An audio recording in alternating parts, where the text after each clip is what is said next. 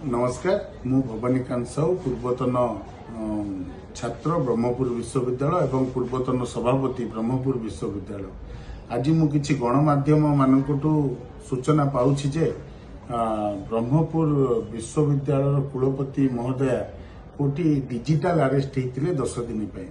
तो मु प्रथमे समस्त माने कुलपति जानवा चाहूँगी डिजिटल अरेस्ट माने कौन। आपण घर भीतर अरेस्ट होते ना ऑफिस भी आसुले। जदि ऑफिस आसुले आपणकर तो कर्मचारी मान सहित आप कथा होते तो आप कर्मचारी मान भी ए विषय जन पारे।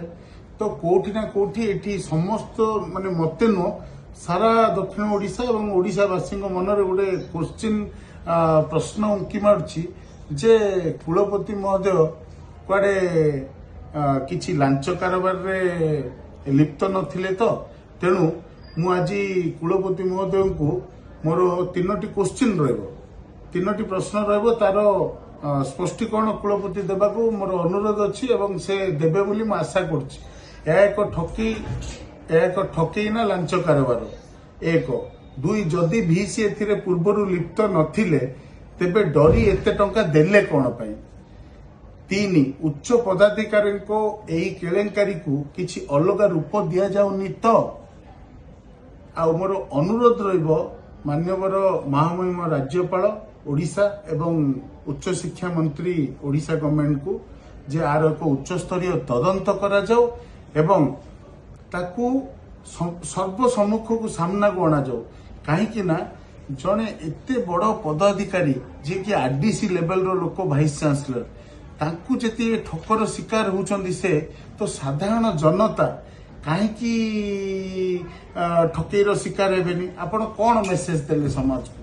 तेणु यही बहुत गुड़े क्वेश्चन अच्छी जोटा कि ब्रह्मपुर विश्वविद्यालय तो बहुत लेक्चर अच्छा बहुत कर्मचारी अच्छा जो माने कि लांच कारोबार रे लिप्त होउचंती एवं से विरुद्ध में बहुत दुर्नीति कारोबार अच्छी ता तो कहले लंबा चिठा हम आपण मानू एवं ब्रह्मपुर विश्वविद्यालय समस्त कर्मचारी मानू अनुरोध मोर आपण पाठ प्रति ध्यान दिंतु आज्ञा।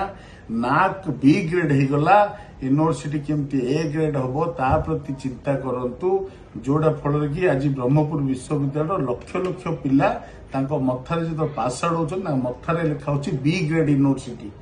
आपण से कि ए ग्रेड हम ता ऊपर चिंता करंतु ए सब लांच कारोबार भितर काहे पशिकी ए सब धंदा काहे करछन।